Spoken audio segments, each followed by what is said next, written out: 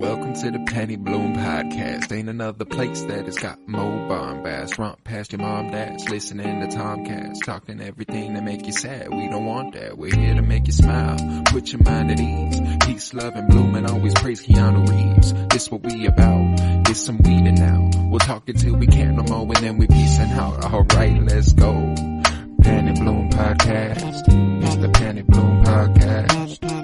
Penny Bloom Podcast. It's the Penny Bloom Podcast. Penny Bloom Podcast.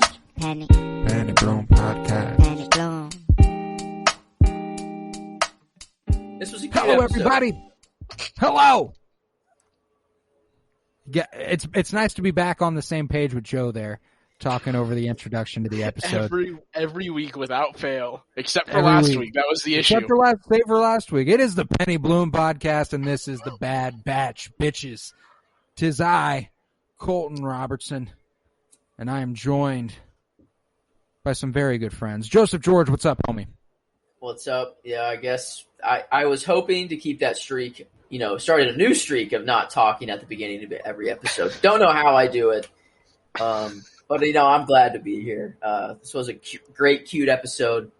Very heartwarming. Oh, I loved it. And your input on this episode is of the utmost importance to me, considering you are, amongst the three of us, the most recent to finish Rebels. More on that later. We are also joined by Miles Buttress. What's up, homie? Doing good, man. Doing good. Happy to continue my streak of consecutive episodes. Yeah, you're just fucking on it at the moment. That record just keeps shooting through the fucking ceiling, and it's all yours, baby. It's gonna end at some point, but it'll happen. It'll happen when it happens, but it has not happened. Let's on talk. That note, actually, see you guys later. I'm gonna get going. All right, yeah, I'm gonna head out. I got the streak continued for this week. I'll see you guys next week. Let's talk Devil's Deal. The 11th episode of The Bad Batch, written by Tamara Becker. It was a special one for me. Just because this was pretty much all about my favorite character from Star Wars Rebels, Hera Syndulla. The Bad Batch really took the back seat in this one. How'd you feel about it, Joe? Well, I just finished, before this episode, it was on this Friday morning that I finished Rebels. And Colton said, "Have you seen the Bad Batch episode yet? You will love this episode." And I'm like, "No, I have not." He's like, "Oh, watch it." I'm like, "Oh, I'll watch it right now." And I just see, what planet we're on, see some characters. I'm like, "Oh, cool." Hera's parents, "Oh, this is cool." And then Hera, and I'm like, "Oh my God, whoa." And, realize the whole episode is just about Hera, basically, her origin story, I guess. I want to call it. And I love that, we officially have these ties between the Bad Batch and the parents in Rebels. We got Kanan and Hera as children in the Bad Batch. And, we've gotten a lot of complaints about the smallness of the universe, I saw someone say they're getting tired of cameos. For the record, a cameo is by someone who is not already an existing character. It's just an appearance at that point, for the record. But, why? They exist out there. We have such a small time gap here. Why do you want to be introduced to a bunch of new characters who inevitably have to fall somewhere between the Empire and the Rebellion? Otherwise, they're just kind of in this weird purgatory where they'll inevitably pop up sometime in that Mandalorian timeline, and it's then you're falling into a thing where you're like, well, I don't want to see all these characters we got introduced to in the Bad Batch and the Mandalorian. It's okay, do you ever want character continuity? Well, that, and also it's I'd rather have characters pop up and get expanded backstories or other parts of characters, more information about characters, than get introduced to a one-off character that we're never going to see again. And then we're just oh, remember that one, that one dude that showed up for 5 minutes in Bad Batch episode 2 and then we never see again? Man, I really wish they would have showed more info about him. Yeah. And another one that we got a bunch of complaints about was Trace and Rafa back in that the separatist droid factory on Corellia. You know, like a bunch of people were like, what? We didn't fucking need. It's like, fuck it. Fuck if we needed them or not. Like, why would you not want to have characters we've already been introduced to for the sake of continuity? It's like, I'm cool with I don't get the complaints about the smallness of the galaxy. The entire thing is about one fucking family. It's the Skywalker saga. Yeah. One family's impact on an entire galaxy. You want to tell me the story's small? Like, of course it's fucking small. It's intimate. That's the point. Like, that was always the intention. And especially with episodes like this, where the Bad Batch make one appearance. It's not even the smallness of the galaxy thing. The like, Bad obviously, Batch, besides Crosshair, is in this for a singular scene, basically. Exactly. They're in there for 2 minutes, maybe. And Miles, I want to hear your thoughts on this episode. How'd you feel about it? I mean, I enjoyed it. I saw something that I almost sent to you guys, but I decided against it. And it was pretty funny. It said, glad to see, with the introduction of Hera's mom, that being a MILF runs in the family. But I enjoyed it. It was good. I do not understand the complaints of wanting new characters. It doesn't make a whole lot of sense, especially when it's like if they introduce a new character every single week, eventually you're just like, you don't want that many one-off characters. And it's nice to see some backstory, and it's also nice to have like the change of pace that this episode was. It's not, the Bad Batch running for their lives and trying to, do these jobs. It was literally the Bad Batch's sole purpose was get them this stuff, and it went off without a hitch. Yeah, like that shit was nice and easy. The Bad Batch was never in trouble once here. What I do love about this episode and the potential for other episodes because of this is more just around the universe. Concept of this episode. The concept that it doesn't have to be Bad Batch, in front and center. Like the way the Clone Wars worked. The main characters were Anakin, Ahsoka, and Obi-Wan, but hey, Anakin, Ahsoka, and Obi-Wan were not in every episode. And it's like, obviously, with the Clone Wars, you have a whole war to cover. There's anybody. The Bad Batch, it's in the name. You kind of want the Bad Batch to be around. But there's no reason they can't take this in a direction that isn't, them just popping in and, like, we could get some really, like, the way we saw Trace and Rafa in Clone Wars Season 7, the effects of the war on even Coruscant itself there. Like, there's got to be tons of stories all around the galaxy of how this is impacting just the everyday people. And obviously we're seeing that through the Bad Batch, but there's got to be tons more stories out there. There's obviously a couple more members of that Rebels family that I'm interested to see if we'll maybe get a peek at the Lasats with Garza Borelios, or maybe a young Callus in the Imperial Army, or like something like that. Just these small seeds. And I gotta say, seeing Hera and Chopper in Clone Wars animation, I love Rebels animation for what it is. This animation is so clean. It's so clean. Like that Admiral, like, even though he's like a throat, like, I don't care about his character, he just looks so like real, but obviously animated. Like, I'm not. It's the different animation styles. It's like they found a perfect balance between making it look realistic but still animated, where you're like, okay, this is still a cartoon.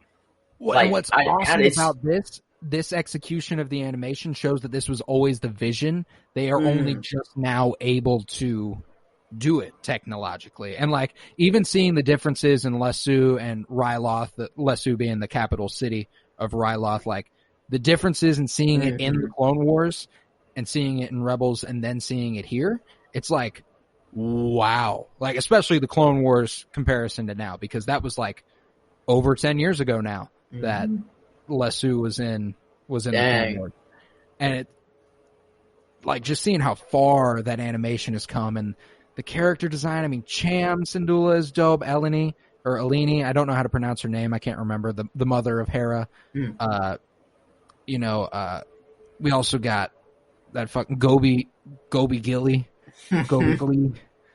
Love characters like, he reminded me of the Twi'lek we see in The Mandalorian, in season 1, episode like 6, the prison break one, where Mako breaks out a Twi'lek who looks very similar to the big one. Yeah, the jacked one. Yeah. And I'm also reading that Path of Destruction, the first installment of the Darth Bane trilogy, and a couple of like the big Sith lords are Twi'lek. And after seeing Gobi Glee, I have a vision for what I'm thinking of in my head now, for what these characters look like in terms of their description. It's just spot on. A lot of interesting characters, especially Orn Free Taa. We've seen him before. He was in The Phantom Menace and in Attack of the Clones as a background sort of senator for all of the prequels. And then him and Cham are actually really big characters in the novel Lords of the Sith, which takes place after this, which tells us that Taa doesn't die here. And a Twitter user actually brought this to my attention via Twitter DM. They were like, "Did you know that Orn and Cham are actually main characters in this novel? Like, so do you think he died here?" And we got into this interesting discussion about how novels and comics play into canon. And it's like, but didn't they say attempted assassination? Like he said attempted. Yeah, it's very obvious that he's still alive. He's alive. Yeah, he's alive. But what do you guys say we dive in to a scene by scene breakdown here of this episode? This is Devil's Deal, written by Tamara Becker, episode 11 of The Bad Batch. Let's get into it. So we open on Lasu, the capital of Ryloth, and a tense crowd is, waiting for some sort of speech here. And we got Crosshair overlooking the crowd where he spots our new Twi'lek Gobi Glee and another one of his freedom fighters arriving. And, I'm like I've said this throughout a few of our other podcasts, I'm a big fan of the rebels, the revolutionaries.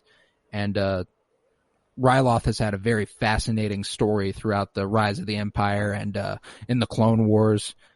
So just seeing that rebel spirit in Ryloth and in the Twi'lek is very familiar, But Crosshair's reporting to Vice Admiral Rampart that he sees them and stuff, and someone in the crowd asks where Senator Orn Free Taa is.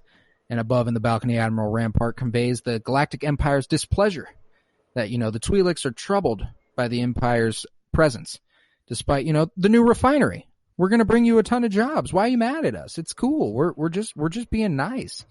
And, then Senator Orn, he steps up and he's like, "It's going to be just fine. This is a welcome partnership. We're going to be chill." And he asks Alini Syndulla if she agrees.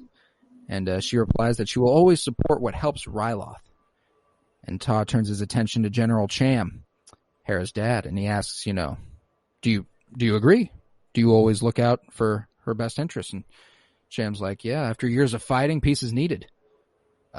And it's interesting, this perspective, given that if you remember Rebels and Cham, he seems kind of very anti-Empire. And he seems very okay with whatever's needed here to just kind of stop the fighting.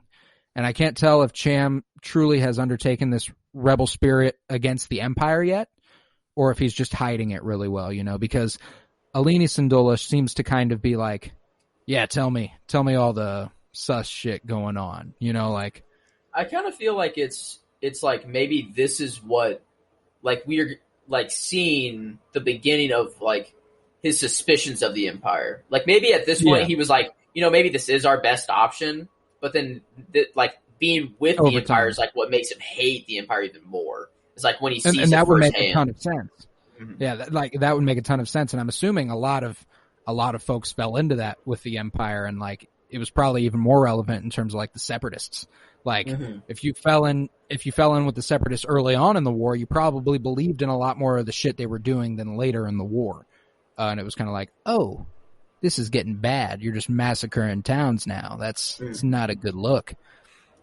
But I'm sure that was kind of a similar feeling there over on Ryloth. And after Cham says that after years of fighting, peace is needed, Taa says that peace comes with prosperity, and that this is a new era for Ryloth. And we get introduced to a new clone, Captain Hauser, who asks Syndulla if things are all right, and Cham says that he should be relieved that the war is over, but admits that change is not easy. He hopes that his people will embrace this peace. And Hauser reassures him that Ryloth is safe and that this is what he has fought for. Cham's like, or Hauser's like, it's going to be fine. Like, war's over. We're chilling now, This clone is interesting to me because he doesn't seem as Order 66-y as the other clones. And I wonder if... He has more of a conscience. He has more of a personality than it seems like the other regs we've seen. And obviously in episode 1, we saw that after Order 66, the clones still had some personality. They were still fucking with the Bad Batch and stuff at lunch and stuff like that. But, like, they all seemed very antagonistic.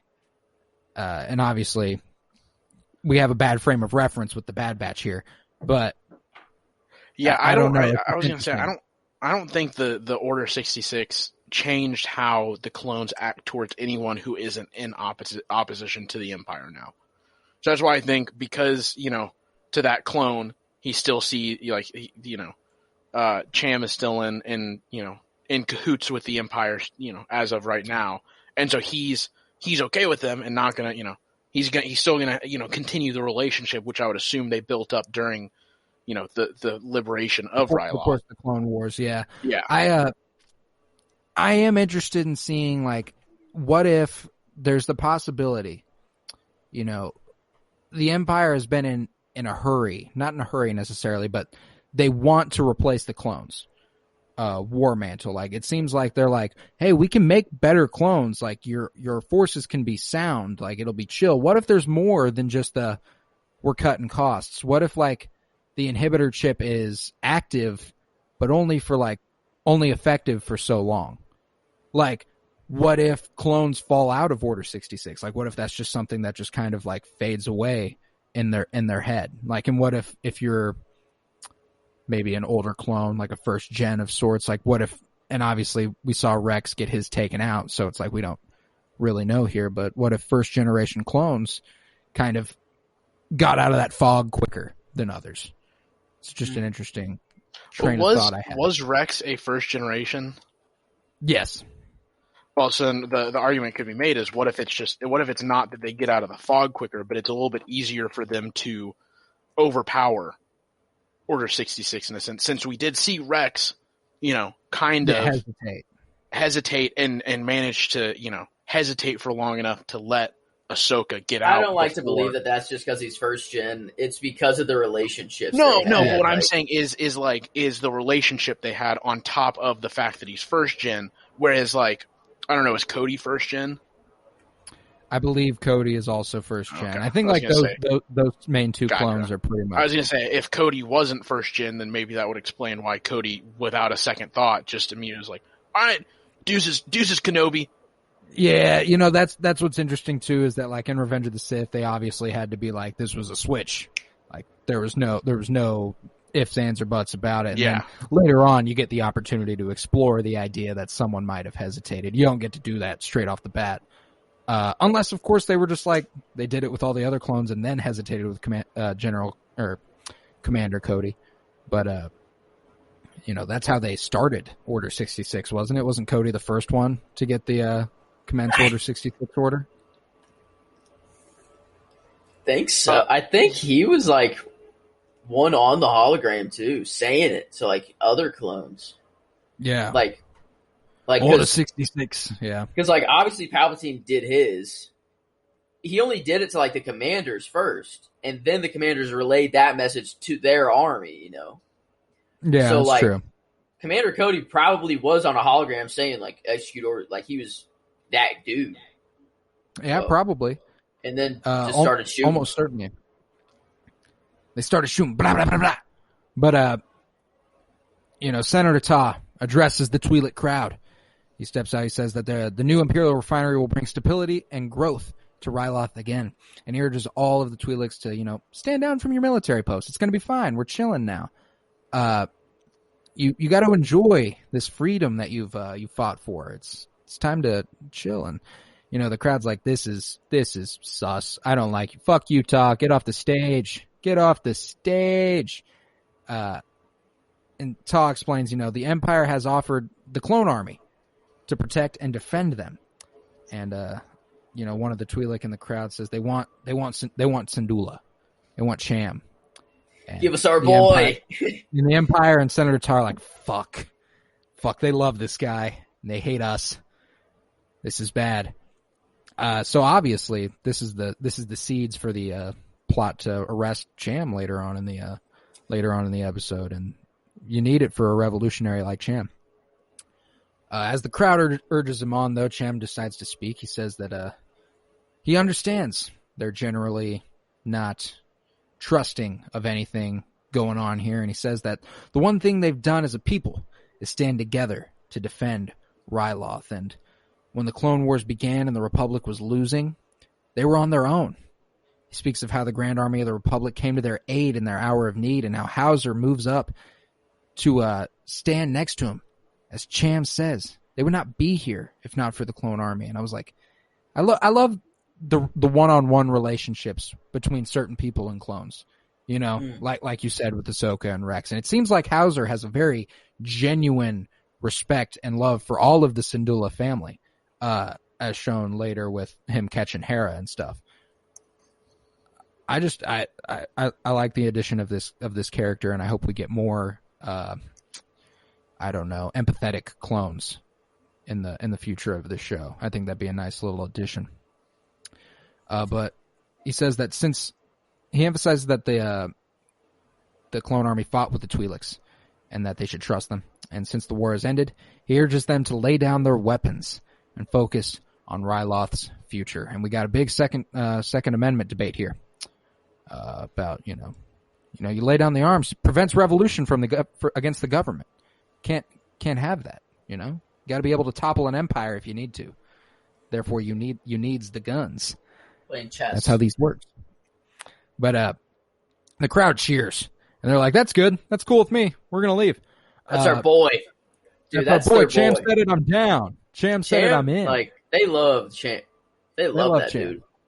They want to fuck with the Cham. But Senator Ta, he walks away. Admiral Rampart speaks with Alini. He says, it's a shame that, their daughter was not here to share in this. And I was like, fuck yeah, we're going to see Hera. I'm ready. And Alini explains that, the daughter has other interests. And she looks over the horizon, uncomfortable, as though she knows Hera's general path.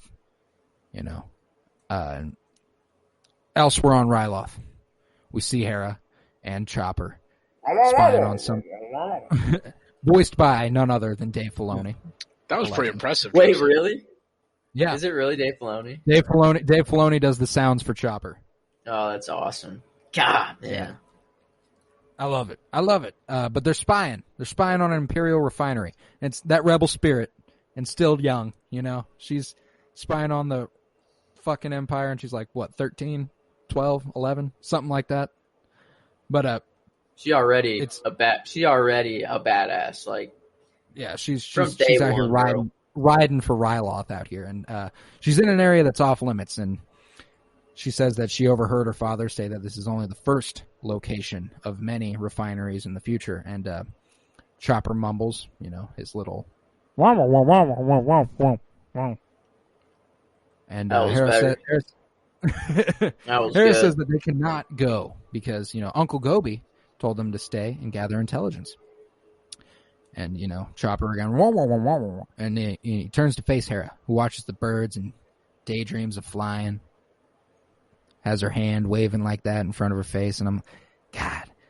And the setup for her like dreams of becoming a pilot and not being like a prodigy pilot, I love. It's different for what we're used to in our views of pilots in general in the Star Wars universe. Luke was destined for the shit ever since he was young. Anakin even more so. We see Han on Corellia, and obviously he's not actually a child there, so he probably grew up a little clumsy behind the wheel of a ship. But he flies the Millennium Falcon with no problem in Solo. So I like the idea that Hera, she didn't always have it so much. She loves the idea of it. She knows what it takes, and she just loves the concept of flight. Flight is just cool to her. That's her thing. It's just flight. It reminds me of have you guys watched the Wonder Woman movies? Mm. Yep. It reminds me of Steve. It reminds me of Chris Pine's character in those movies. The general passion for flight. You know, I think I personally like Hera more than I like Steve Taylor, but I agree with that. Hera rocks. But you know, she lies on the ground, imagines flying here, and the two are soon discovered by a pair of clone troopers, and they, you know, Hera. Can I just say, fucking Chopper. Chopper might be the most, like, at times, the most useless droid in all of Star Wars. 50,000 confirmed kills, though. What? 50,000 confirmed kills on Chopper. What are you counting the detonation? Is that counting on him because he started the sequence or whatever? Is that Yeah, is that where so. all of his kills are from? Basically, Wait, is what? that one instance? Whenever Look they up- set up Look the up base and Chopper then blew kill it up. count. Just look up Chopper kill count. He's killed many a person. Okay, is Chopper the father of Era, that kid at the end? No, that's Kanan. Dude, but when? No, dude, it's no. But, okay. It's a Kanan Hold on. animated Hold show. on a They're not second. going to Wait, actually but be the like, and timeline then they didn't line fuck. up. The timeline didn't line But up. also, Joseph, how the fuck is Chopper going to be the father? That's what but they were saying, like, you know, in the monologue or whatever Ezra was saying, he was like, and we all know, and they're like, we all know that he gets this from the father, and then it showed Chopper, and then like him going crazy or something. And I was just don't like, think that was wait the a reference. minute. I was like, wait a minute. You like, I don't think they inserted the idea that the droid was the father of Hera's child. I have a feeling you were on your own in that guess. but like the time gap, wasn't it like Kanan was gone for like, I don't know. I just thought the time gap was like Kanan couldn't be the father. So I was like, wait, who's the father? Like, wait a No, minute. like I think you're supposed to kind of like suspend belief a little bit for it. Guess the kid's somewhere in the 6 to 10 range. You know, like So I'm looking at the kill count. It says he sabotaged the Indictor, causing it to explode and take 2 Imperial cruisers down with it.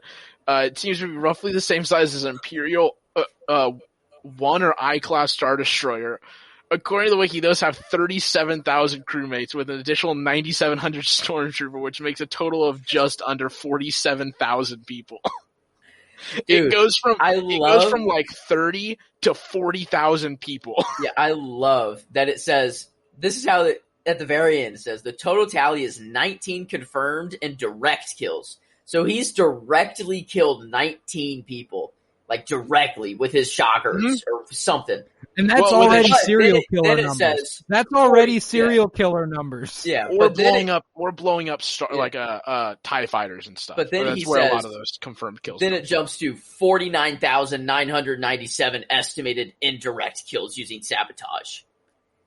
Like 50K also, with sabotage. This article says this means Chopper has the second most known kills of any Star Wars character associated with the rebellion. Seemingly only Luke, whose kill count is estimated to be around 370,000, has more. Yeah, Luke has to be the biggest, right?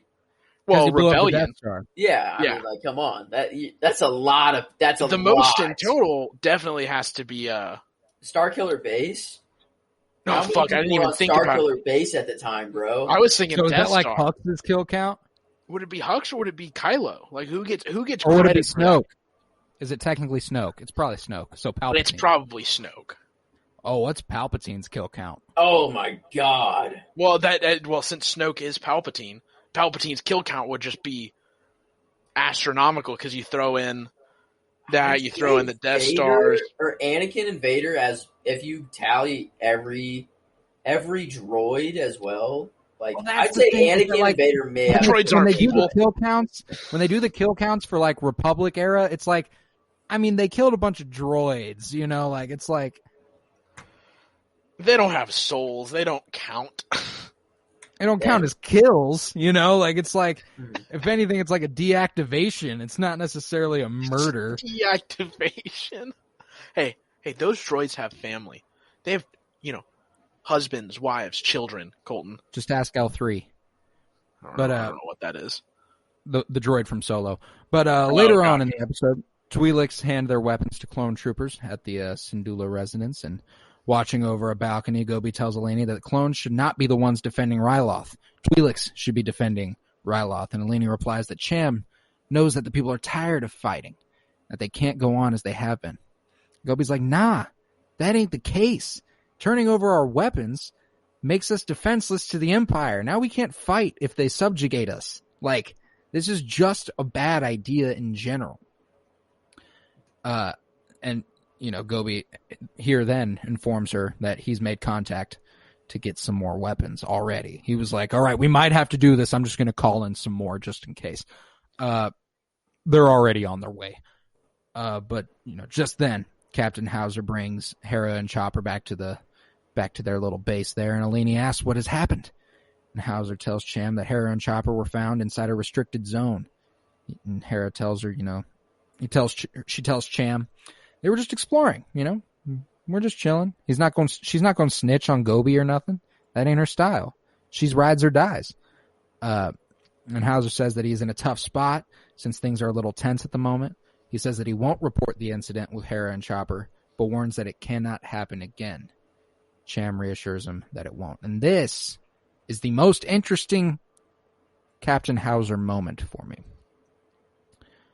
Because it's like, the extent of Order 66 is interesting. Because, like, I would think you find someone in a restricted area, if you're under Order 66, you get a little bit more interrogating. You know, like a bit, right? I mean, it's a little girl at the end of the day. Yeah, maybe because it's a little girl, you just be like, yeah, that's an excellent point, Colton. Like, Wrecker almost killed a little girl. Well, yeah, but they were confirmed traitors to the Galactic Empire. True. That's true. I guess I hadn't thought about that, but also, I don't know. I'm holding on hope a little bit. I think we might see. And here's the thing too: we might just be seeing more of this planet in general. This might not be such a one-off episode. It'd be really cool if the Bad Batch aids a sort of rising of a rebellion on Ryloth. Like, that'd be. I would have to assume we'll see more of this planet, just because of the fact that we end off with Cham and what's the wife's name? Yeah, going into custody. Eleni, yeah. Eleni, yeah, going into custody, and we know at some point they get released, and at some point she dies. Definitely, so, like, I see this maybe being a 2-3 episode series. Yeah, I'm ready for it because I love following. We could get, but that has been in the back of my mind. That has been in the back of my mind this entire episode. Obviously, is like, when's she gonna die? Because she's gonna die. Is she gonna die in Imperial custody? Is that why he flips a switch and goes from? She's getting killed as a sacrifice. 100% for her daughter. We're getting that. We're finally getting the mother arc here. Yeah, you know. But if she dies fighting the Imperials for whatever reason, it's a little different than if she's still in Imperial custody and ends up dying for whatever reason. That'd be like a whole other thing, you know. Yeah. But you know, yeah, we could finally get a true arc. Okay, wait. You know, like a separate story arc inside of the Bad Batch that all the episodes have kind of been like connected, but they've all been kind of like one-off story. We haven't seen like a true like multi-episode arc. Which will be interesting. Bad Batch takes place right with Order 66, like right after, yeah. Post Order 66 basically is Bad Batch, you could say. Yeah. It's like the year 0 is Order 66. Yeah. Rebels, is that before? So that's still before the Death Star, right? That's like that so spans probably like 10 probably like how 10 many years before after the Death Star? Order 66 is Rebels? Probably like 10-ish. Because Ezra is what? Oh, wait a minute. No, it'd have to Ezra's 13 or 14. More like, I would guess more like 14 or 15 years. Yeah, it'd probably be like 14 after, because we have 18 years in between Order 66 and BBY. If you want like a real sense, Yavin. I think it's like Rebels plays straight into Rogue One and Rogue One plays straight into A New Hope. Like it's like kind of like that sequencing. Gotcha. Okay. Yeah. And hopefully the Bad Batch takes us right up to Rebels. If we can get like a spanning that long, that'd be pretty awesome. We're in for a couple seasons then. Oh, I'm certain. Oh yeah, I don't think this is a limited series. Oh, I don't. No, think I mean, do you think we'll go that far in the timeline? But if we go, no. I think like max. I mean, I don't know though. Like, who's to say that like 7 seasons of a show can easily span that long? And I don't like. I'm not going to be like, we're obviously going to get 7 seasons of the Bad Batch, but I'm basing it off, we got the Clone Wars for that long, and Star Wars fandom is even deeper than it ever was during Clone Wars. So it's like, you're probably going to get a lot of viewing here on. I could definitely see us getting like a good 5 or so seasons of this, spanning the next 5 to 10 years, and then we get another series in between that'll fill in the time between end of this series and Kenobi, maybe that fills in the end of this series to start of Rebels. The Bad Batch, they're probably going to die in some. How do you think they die? In some horrific accident. How do you think they die? They don't die old. I don't think. Nah, I think Omega has a little bit of a tragic origin. If I don't get a Wrecker old man, are you kidding me? I want to see Wrecker I want to see Wrecker like I see Old Man Rex. I want to see Old Man Wrecker. I don't think we get it, man. I don't think we do either. I think the Bad Batch will sacrifice themselves for Omega. Oh, 1,000%. That's what will happen in whatever way it happens. I'm telling you right now. We're not seeing all of them die. Every single one of them, all in the same scene. Here, I think Tech, too sweet to kill. He doesn't die.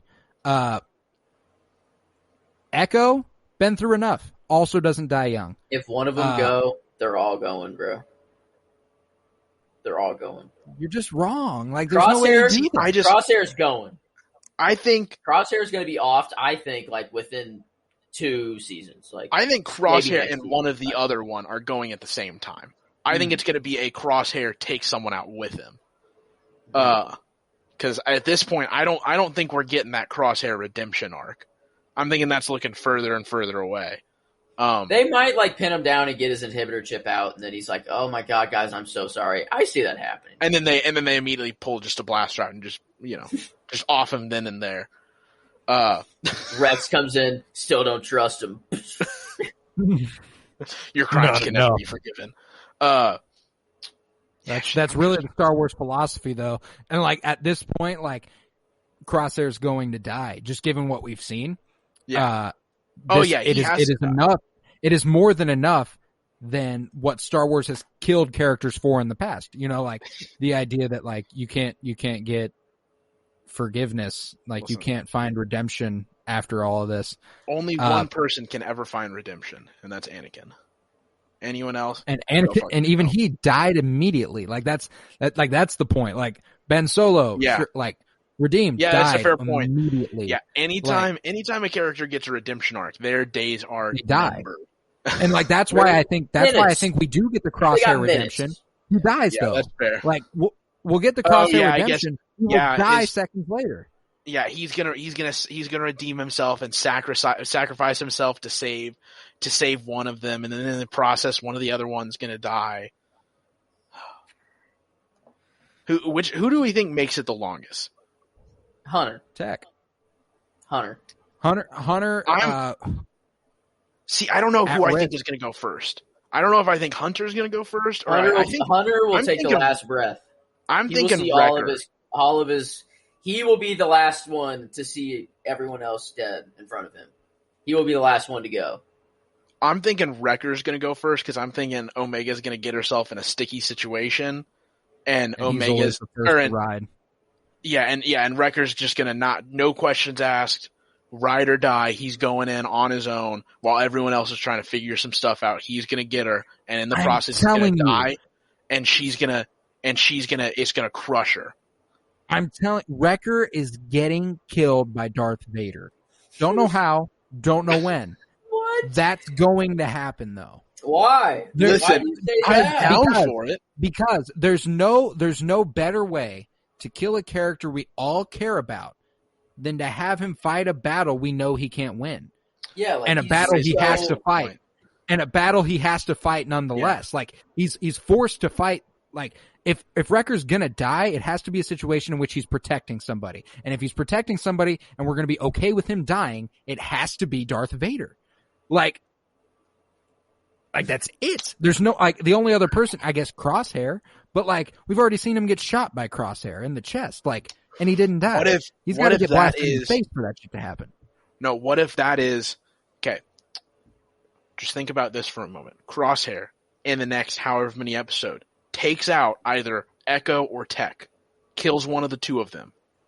Just Echo listen. and Tech are safe. Just Echo and Tech are safe. I disagree. I don't think they're safe. Which one's the one that's the reg? Echo. Echo's the reg. Tech is the one that's the nerd. I mean, they're both nerds, but okay. I'm thinking Tech. I'm thinking Crosshair takes out his former long-lasting teammate. Okay, takes him out. Then a couple episodes later, they're all pissed, trying to hunt down Crosshair, get themselves in a situation where they have to fight, where they have to go up against Darth Vader. Wrecker is in the process of dying to Darth Vader. Crosshair tries to save him. They both get taken out. Now we're down to 2 clones left and Omega. Omega. Yeah, no. See, here's my thing: is that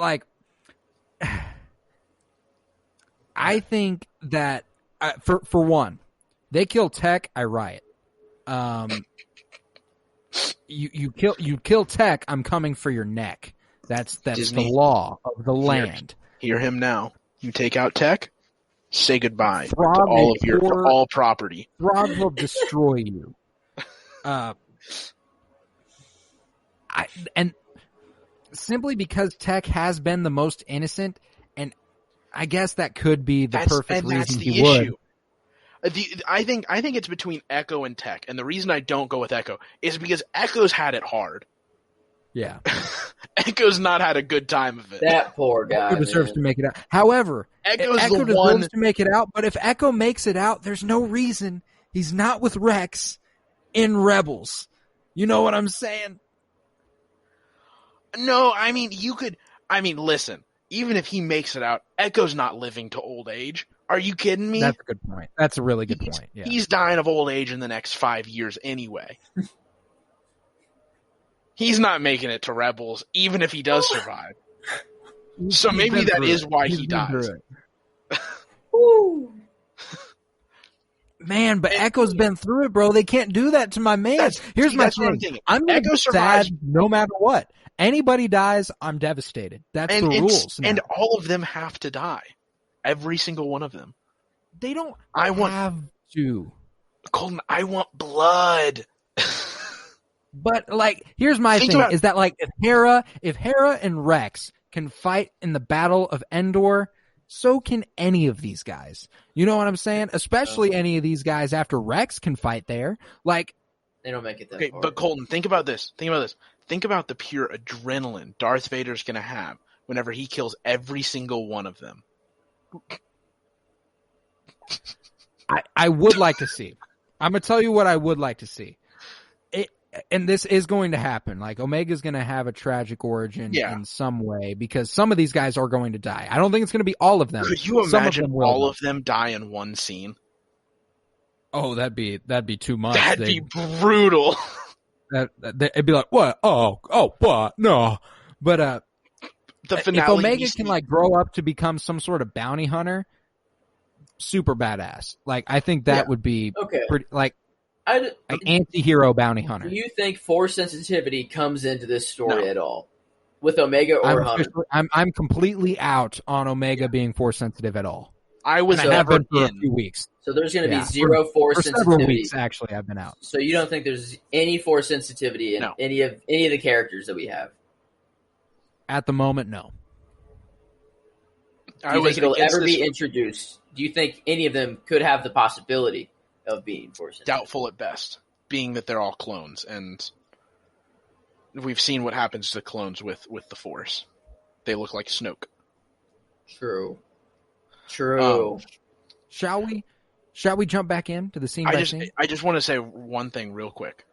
Okay? Do it. They all die. Final scene of this season. We see Wrecker throw Omega into like an escape pod, and she gets shot off into space towards, some, rebel base or whatever to go, do whatever else. And as she's flying away, she's looking out the window, reaching for them. And then we see just them all, like their spaceship explode or whatever else. And that's the end of the season. How Jesus. Crushing it would be. It would be fascinating if by the end of the season all of the Bad Batch was dead. We get the Book of Boba, Omega shows up, and we get a newly formed Bad Batch for season 2, which will take place after the Book of Boba, which is just following Omega, Boba, Fennec Shand, and a few other bounty hunters. And it's the new Bad Batch, baby. That's the idea that I've got. I love it. I'm okay with it. But I've decided through this conversation that I want blood. And as much of it as possible. I want blood. But after these clone troopers have left, if you remember where I left off, Cham asks Hera what she was, what were you doing out there? Like, what the fuck? And Hera tells her father, I already told you. And he demands the truth. And Gobi explains, I sent her. And Eleni sends Hera and Chopper inside while Gobi and Cham talk. And while walking with her mother, Hera grumbles that this is not fair. She and Chopper didn't do shit. This is bullshit, mother. And Eleni says that, the Imperial refinery is off limits. And, you got to remember that. And Hera replies, she never said that they were at the refinery. And Eleni's like, I've got my ways too. But also, good for Hera to be like, I didn't say that shit. Nobody ever knew we was at that bitch. So clearly we've got Eleni having her own methods out here, and I think her methods are just working with Gobi.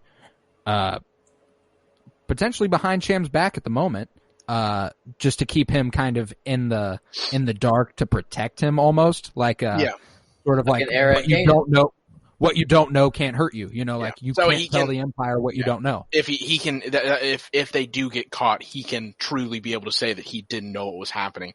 And plausible deniability, baby. Plausible deniability. But she then asks Hera, what'd you see? Leave nothing out. Which I loved. Just a little hint that Eleni's down to ride for this rebel cause.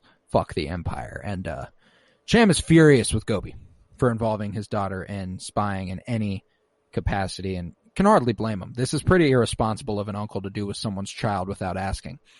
Hopefully he asked Eleni at the very least. But, he disagrees, suggests that the Empire is hiding something. Cham says that he doesn't want his daughter to be put in the middle of anything that could just result in a battle. And he says that the clones were supposed to leave Ryloth when the Clone Wars ended, and he will not stand by as more arrive every single day. And Cham reminds him that they agreed to disband when the time came, asking what the point of fighting was if they cannot accept peace. And Gobi tells Cham that they have been friends for a long time, warns Cham that the Imperials are up to something, but he doesn't want to see it. I fucks with a revolutionary who sees what's on the horizon. He knows what's coming. And these scenes show us that, Cham doesn't. He's truly like, kind of like, I don't know, let's see. Like, I'm done fighting, frankly. I'm Jon Snow, season 6 of this bitch. I don't want to fight anymore, bro. You telling me I got to go back and take Winterfell? No spoilers. Emily's right behind me. You telling me I got to go back and try to take Winterfell? Right now? Right now? I just got killed. Sure. I was just murdered. This is a way of guaranteed peace, you could say. You will guarantee not have war, but is it the best? You will not be comfortable. Yes.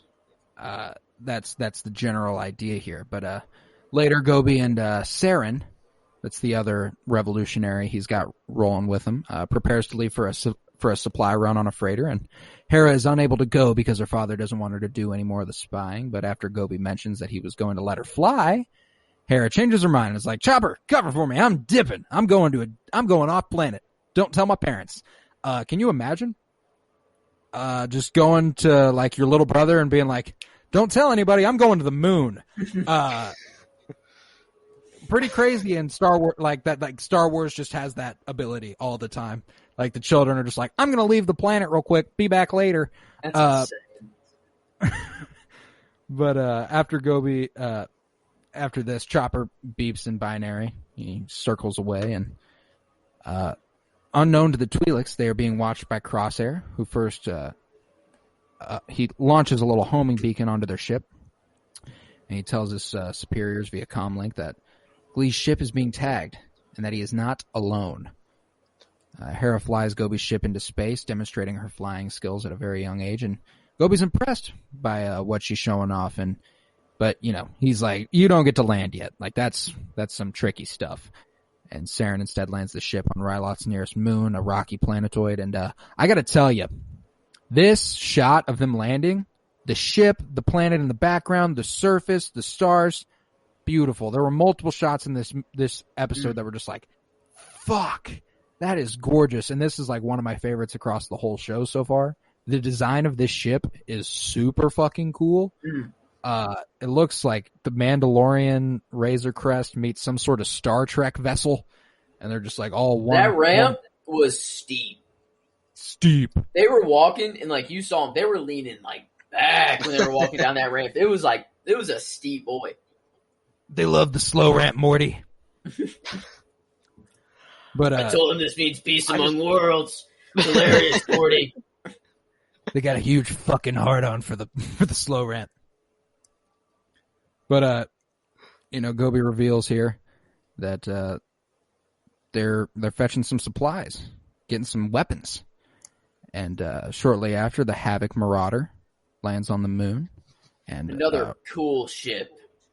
Cool ass ship. Not Wrecker. Hera's just in awe, you know. She's like, I've never seen a ship like that. And like, I don't know, maybe I haven't been appreciating the ship enough just because it reminds me of some of the Imperial ships. It's that we very see later Imperial, on. Yeah.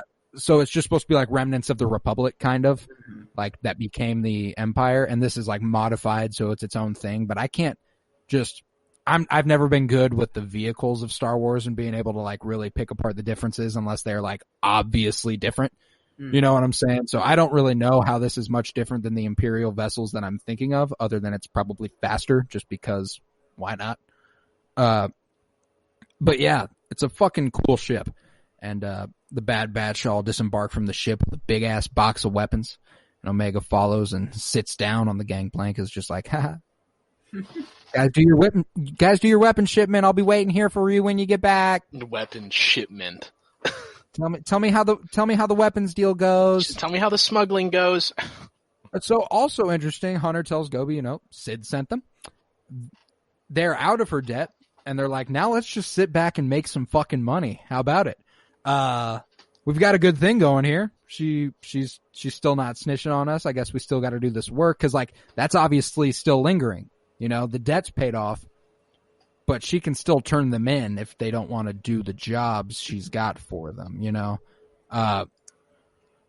she seems to kind of. I think at this point, I think she's out. I think she's out on that though. She likes Omega too much for that. Likes Omega, and I think at this point they've made enough money for her that she's like, you know what, you're reliable. We're chilling.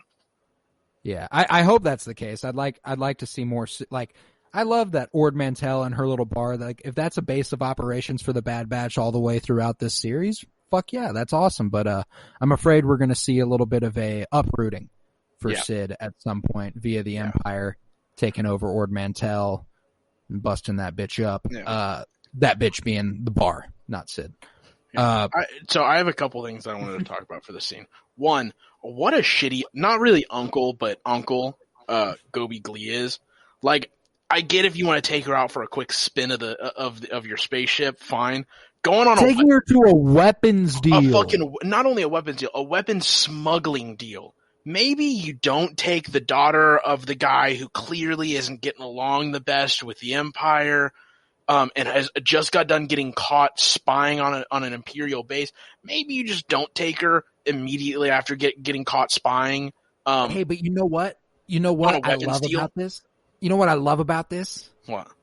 The impact that the Bad Batch has on Kanan and Hera separately that, like, totally forms their characters. Oh, like, yeah. like Hunter allowing the escape of Kanan Jarrus to become who he is, and them bringing the weapons to Hera on her first weapons deal. You know, like this. I'm assuming this drastically changed the course of Hera's life. You know, because if she doesn't go, Cham and her mom don't get involved. Her mom inevitably won't die. She won't inevitably fight the Empire. Like it's like all the domino effect, baby. Obviously, all of it has to happen, but it's just like come on, man. Like maybe don't take the daughter of your best friend, who happens to be the leader of the army onto a fucking weapon smuggling. If someone's in the rebellion, a bad decision was usually made early in their life that caused them to. Yeah, that's fair. Very good chance. The other thing that I wanted to bring up is, why the fuck is there no technology on these goddamn ships that will detect whenever a fucking tracker gets put on them? I knew you'd have something to say about this, Miles. You've brought it up more than once. Every single time, it's always infuriating. Every time we see a ship fly off of a planet, it's like, ooh, pew. Don't worry, I got them tracked. And it's like, that seems way too fucking simple. That seems like they're like, by this point in the technological prowess of this galaxy, they would have, like, I can get it if there's like the arms race of like, all right, well, you know what? Now we can block this level of tracker. Oh, well, we upgraded the tracker so you can't block all of them anymore.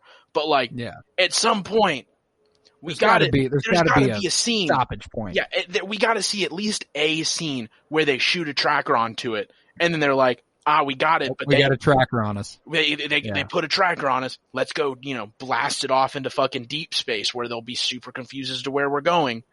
Yeah. Something like that, where they at least notice it at a minimum, because it's just like every single time a ship leaves a planet and they're going to do some, some shit. It's always for plot reasons, bro. We got a tracker on them. So much more hard. It'd be so hard for the Empire to know or to do the same way that like we gotta like the way the Marauder like latched itself onto the bottom of a much bigger freighter. The same way it's like, fuck it. We just got to figure out a way in. Same thing. I get it. They have to do it for plot reasons, but like, come on, like, come up with some new idea for how you're gonna track this ship, other than just, don't worry, I got a tracker on it. And it's like,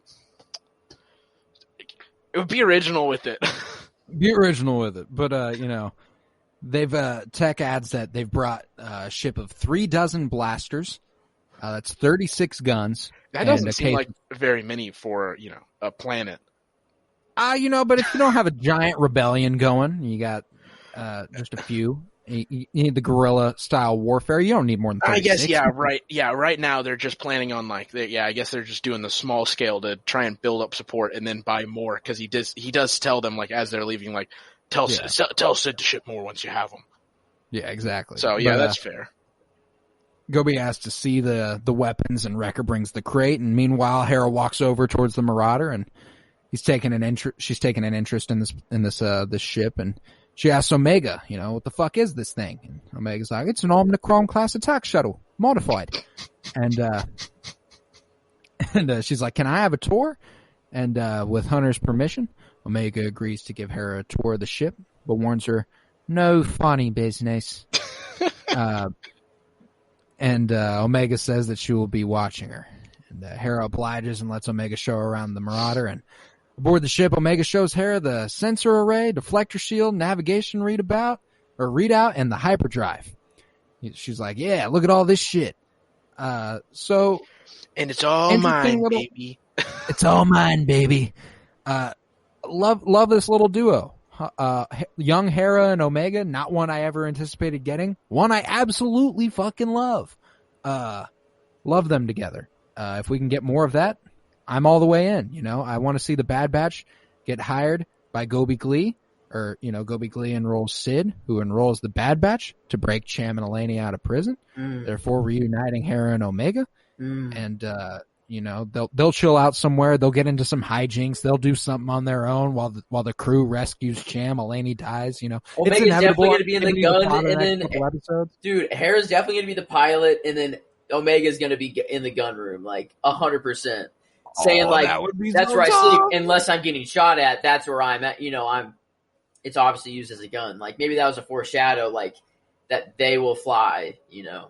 That's actually a really good idea that might be a little foreshadow. Like, well, yeah, whenever we're not in trouble, like whenever we're not shooting, like that would be really tough if Hera gets to fly the Omnicron. Oh, that'd be dope. It's happening. Like, that's the first time she gets to like really fly on her own. Oh, that's absolutely happening. Are you kidding me? I can't believe I didn't already think about it. But, Hera asks Omega, like, can you fly? And Omega explains that Tech won't let her until she can recite all of the ship's specifications and functions from memory. And Hera remarks that specs are only half of it. Flying is about a feeling. And Omega asks, what do you mean? And Hera says that when she closes her eyes and pictures herself up there, she feels it. She can feel the flying, literally. She explains that the instruments guide her, but that she plots her course freely. Omega asks if Hera is a pilot, and she says not yet, but hopefully one day. This was a big Force-sensitive conversation. You think so? Like, I mean, come on. How much more how much more close could you get? Like, than just being like, you have to feel it. It's with your emotion. Like, how? Oh, are you making the claim that Hera is Force sensitive? No. I'm just saying, them having this conversation points towards like a slight sensitivity possibility in Omega for me. Like, I could see the subtle nuances that would indicate like a similar conversation being had. Like, it's a feeling, you just have to reach out. She hears this, and it's like, I've never thought about it that way. Maybe I should try that out on some other things. Maybe she picks up a blaster and she goes, maybe I should feel it. Maybe what my feelings tell me. And it's like, whoa, maybe Omega is some type of Force sensitive clone. And that would be kind of cool. That would be really cool because like that is a story we have not gotten. Lots of Force sensitives otherwise, but maybe Boba is as well. Wouldn't that be something? Like, wouldn't this that whole be time, that's why he's so good. The game for Boba. Can you imagine if they were just like, fuck it, send it? That's what they did for Leia. Well, no, but that was always supposed to happen. Yeah, but also Leia is they allude to that in 1983. Yeah. Also, Wait, really? Leia is the sister of Luke, also the daughter of Anakin. Related to the two most powerful Force beings that we've seen. Fair. But here, Omega shows Hera her favorite part of the ship. It's her bunk in the gunner's mountain. Hera is amazed that Omega gets to live on a ship. And That's Omega explains, this mount doubles as her bedroom when they're not being chased. And Hera asks if Omega and her guardians are in trouble. Like, are you guys okay then? Like, why are you guys ever in a chance where you need this gunner's mount? And Omega replies that she thought that Hera and her people were in trouble. Omega asks, isn't that why you guys are here? Like, don't you need help? Like, otherwise, what are we doing? And, like, it's an interesting little moment for Omega here, like, pondering, like, oh, like, maybe we're not just helping the good guys necessarily, because she doesn't get to articulate the whole nuance of their situation and stuff. So it's like, oh, could we just be selling weapons to anybody? Like, is that kind of the deal right now? Yeah. Could it not be the fact that someone needs weapons to, like, for whatever reason, that someone wants some weapons, so we're just shipping them to them? Exactly. But outside, Gobi tells the Bad Batch to request more weapons from Sid, and Hunter warns that building an arsenal attracts attention. And he warns Gobi that he better know what he's about to be getting into. And Gobi replies that they don't have a choice. And Gobi tells Hera that they are leaving as he and Saren depart with the weapons. And Hera thanks Omega for the tour. And Omega says, you're welcome. But, when Hunter asks Omega if she has made a new friend, Omega says that she is kind of strange, but she likes her. And when Omega says that Hera likened flying to a feeling, Tech is perplexed. And as Gobi Freighter departs, the Bad Batch return to their ship. I love that line, though, too, where he was like, she said flight was about a feeling. And Tech's like, the fuck? What kind of bullshit is that? It's all about the logic. Can you just... I saw a tweet today that was like, can you imagine the power of Tech having a Jedi girlfriend? And them arguing about, like, logic versus feeling. Like... Oh, it'd be pretty epic. I'd love. Hey, bright side. neither of them would have emotions. Neither, like, in theory. In theory. In theory. But, returning to Ryloth, Gobi's ship flies through a canyon, and inside the cockpit, Hera asks Gobi if he can teach her how to handle takeoff and landings, and Gobi remarks, you're persistent, kid, and Saren reports that their sensors are picking up an Imperial ship. Crosshair shoots at one of Gobi's ship's engines and causes it to crash into the base of the canyon, and Crosshair orders his troops to move in, and an Imperial LAAT lands near Gobi's ship, dispatching several clones. Hera asks what they should do, and Imperials quickly take them into custody. Shortly later, Vice Admiral Rampart arrives with Senator Ta. Crosshair informs them that there are 3 Twi'leks that they were caught smuggling weapons onto the planet. And Rampart speaks to Hera, telling her that he finds her involvement in the matter to be most distressing. Like, Syndulla, this is a bad look. This is a bad look. Syndulla, and Senator, just what I wanted you to do. Exactly. Like, this is exactly what I needed to get to capture Cham. But Senator Ta's like, this is enough to implicate Cham completely. And I fuck Orn Free Ta. That's all I gotta say. Fuck this rich fuck boy who just wants to protect himself and not the citizens of Ryloth. Eat my ass. Yeah. Also, you don't deserve to be a public servant of the people. Also, this completely implicates Cham, and it's like, I mean, yeah, but no, it doesn't. that was. Here's the thing.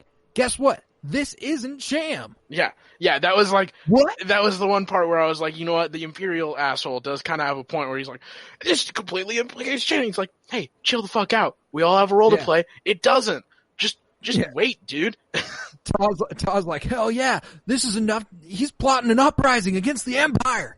And you're like, what? Dude, shut the fuck up, okay? Just for a second. Hell yeah. Harry's like, that's not true. That's not true. It's my French. That was one, actually thinking about that was one thing that confused me the entire episode, was her and her mom's accents. Well, that's always been a thing with Ryloth, is that, like, their general dialect is French. Like I guess I've just never heard it. I guess I've just never heard it like that much. But with them, it just seemed heavier than the others. Well, I think there was, like, they were trying to make a point that Hera, like, she's not going to be on Ryloth for much longer. Like that's to show like how much her voice has changed. That's the implication here, is that like she is very soon going to leave Ryloth. Like, as a result of her mother dying, I wouldn't be surprised if we end up seeing Hera getting linked up with like maybe even like a Saw Gerrera or something with the Bad Batch now. Who's to that'd say be epic. Like, the Bad Batch doesn't go save her now, and then her and that's her first like family are chilling in their bunk beds in the gunner's mount. I mean, that'd be pretty fucking epic. If think we can about get it, Hera dude. rolling around... Think about it. Like in these shows, there's always side characters that they follow, but they're always like majorly intertwined. Like I think them introducing Hera like is their way of saying like she's going to be a major like side character. I would love that because, like I said earlier, Hera, like besides Ahsoka, Hera is my favorite product of Dave Filoni. You know, like this is the other best character for my money. And if we can get any and all of Hera, I'm all the way here for it. But Ta claims that her presence is enough to implicate Cham once again. Arrest them all, burn their home down. Yeah. And Rampart disagrees. He's like, the public will not see it that way. He reminds Ta that Cham has an influence over the people. He emphasizes the fact that, Cham has not committed a crime. He is not even here, and Hera has.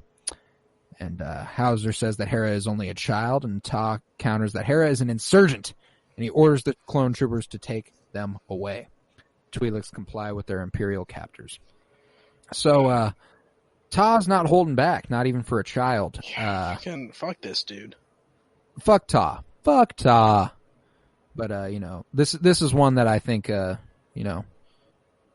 Kyler might venture the statement that when Crosshair gave him that blizzy on the side of the head, he should have just gone, You know what?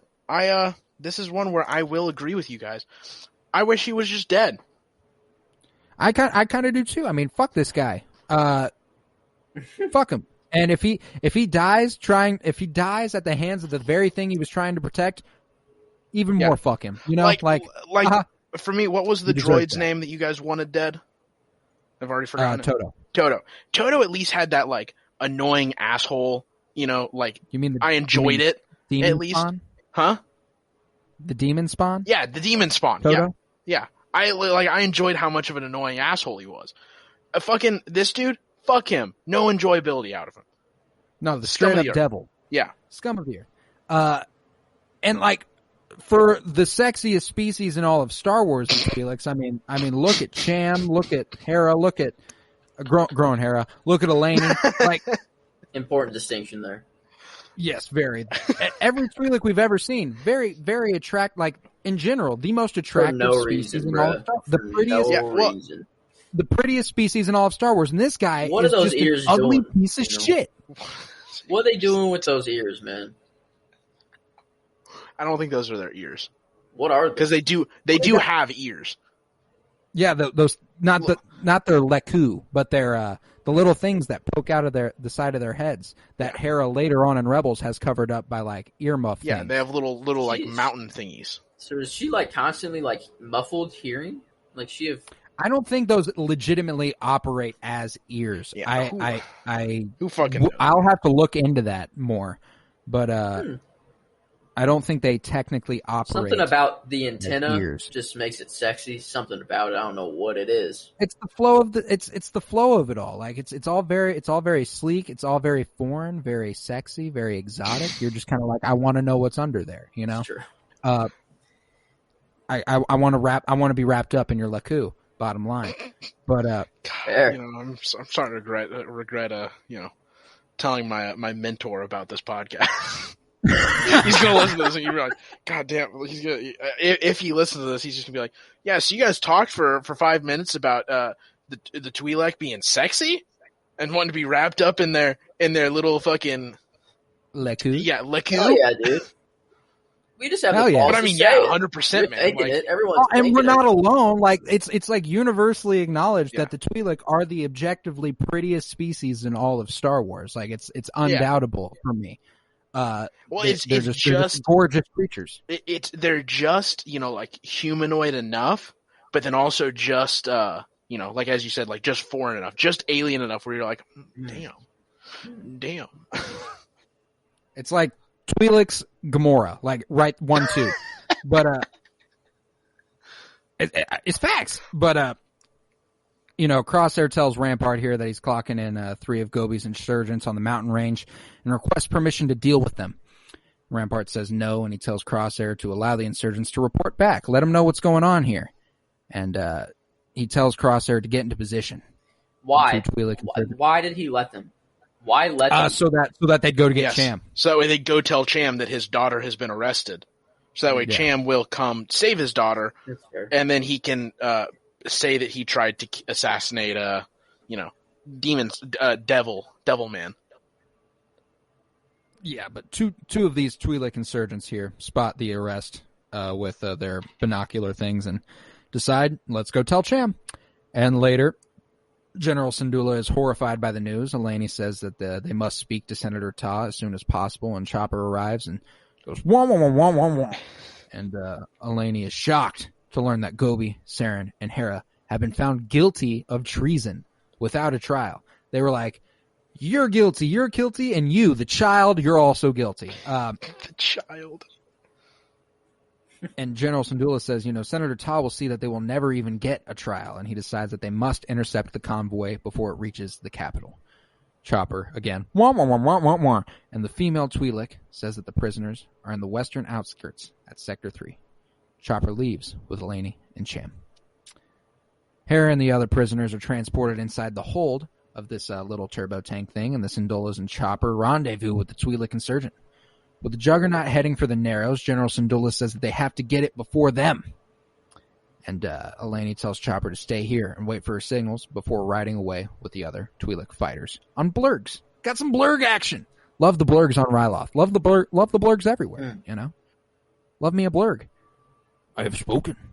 But, riding on blurgs above the canyon, Cham takes out a clone trooper riding on a speeder, and He then takes out a second clone trooper, knocking him off of his speeder. And inside the Juggernaut, Vice Admiral Rampart and Senator Ta receive news of the insurgent attack. Ta orders the clone troopers to attack. Hauser complies, and with the escort riders distracted, a red-skinned Twi'lek insurgent infiltrates the Juggernaut through a turret and stuns a few crew members. Meanwhile, Cham leads a couple of speeder riders into a narrow corner of the canyon where a Twi'lek takes them out. Inside the Juggernaut, Hera hears the sound of blaster bolts, and Rampart asks where the reinforcements are.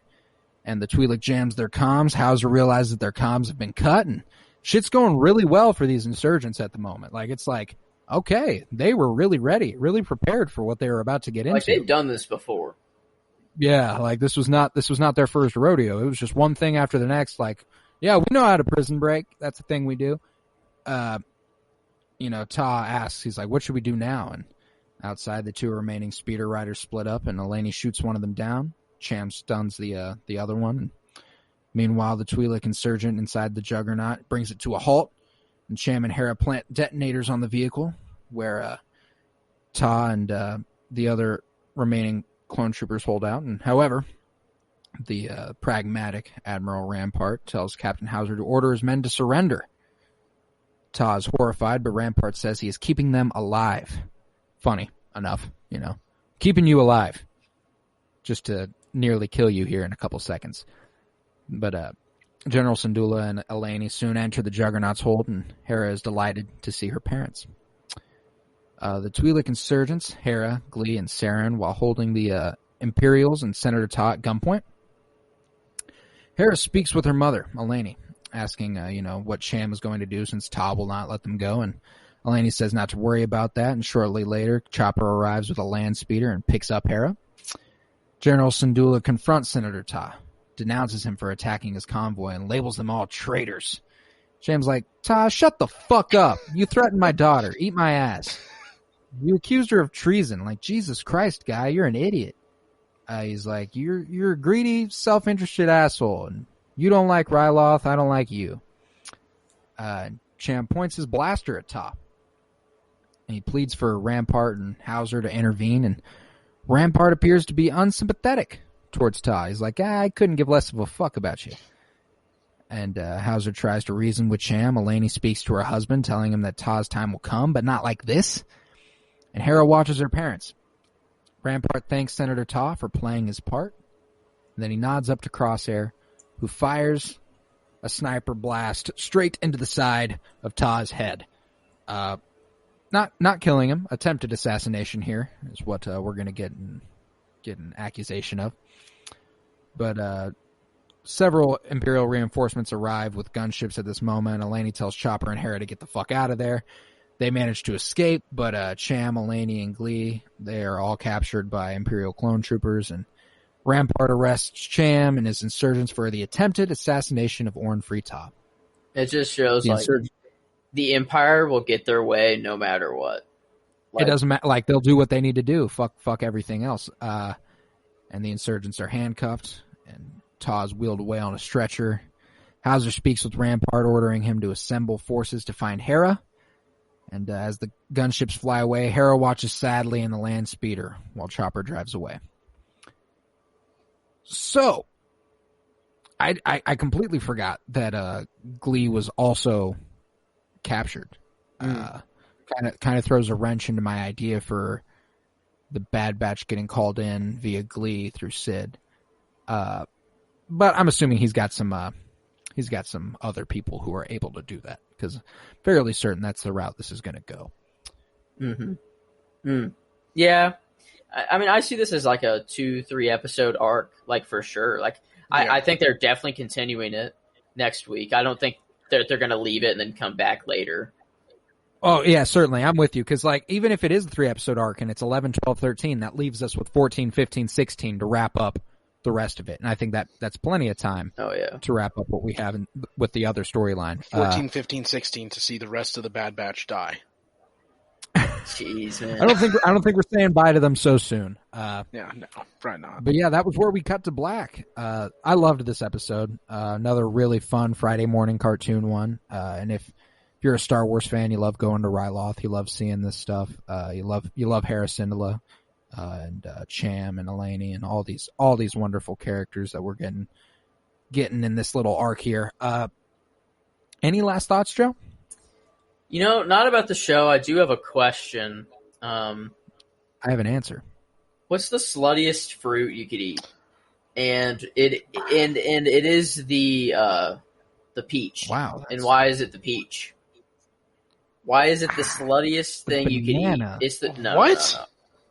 It is obviously the banana. You can eat a banana in a way that is not slutty, but you eat a peach, bro, you get that, because it's like that, and it's like, dude, eat a peach and tell me you just don't feel uncomfortable. Like, it's not just you're eating an apple or like a pear or a grape. It's like a process. Just Joseph, are you okay? Those are actually good parting words. That's exactly the last thoughts we need from Joe. I will certainly enjoy eating the next peach I eat. Miles, any last thoughts here? Munching on a peach up there. Not anything in comparison to what just came out of Joe's mouth. Good episode. Looking forward to hopefully this, as we've discussed, becoming a full arc of multiple episodes where we get to learn more. We get to see all of the Bad Batch die once again. Naturally. Yeah. Yeah, no, it was a good episode. I agree with the whole, it definitely, continuation of it. These all feel like Friday morning, really Saturday morning, but Friday morning cartoons. Yeah. Like, I'm watching it Friday morning, but I know the expression is Saturday morning cartoon. Yeah. I'm familiar with it. It feels like the cartoons that you would wake up and watch. You'd wake up at 10 o'clock with nothing else to do, but you would wake up specifically to watch the newest episode of whatever cartoon you wanted to watch. Fuck yeah, that's the best. It's the best. But yeah, I love this show. I love what we're getting every week. I'm officially at a point where I don't think I'm ever going to be dissatisfied with an episode that they put out. It's just going to be a different kind of satisfaction, no matter what. Well, fuck, guys. I was Colton Robertson, and this was the Bad Batch Bitches. It was like episode 100. I want to say like 17 of the Penny Bloom podcast. We're really getting up there in terms of episode number.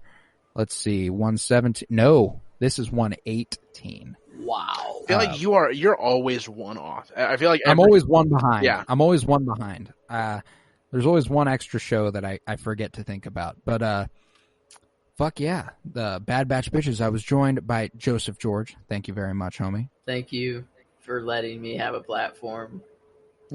I thank you for using that platform to question the sluttiness of peaches. Of course. We were also joined by Miles Buttress. Thank you very much, buddy. I mean, thanks for having me, man. I'd be happy to be back anytime. Anytime. Would you be back later this week even?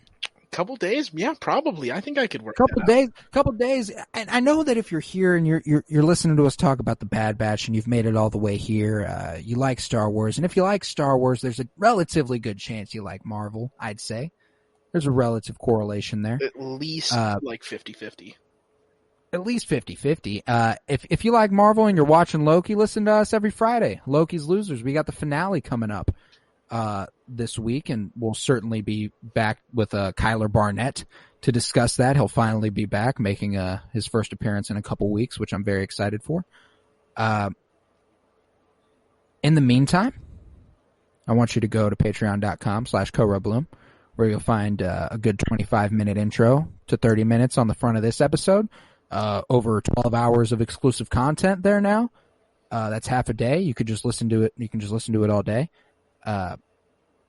We got a Twitter follow at Penny Bloom Pod, on Instagram at Penny Bloom Podcast. And, remember, peace, love, and bloom. And always praise Keanu Reeves.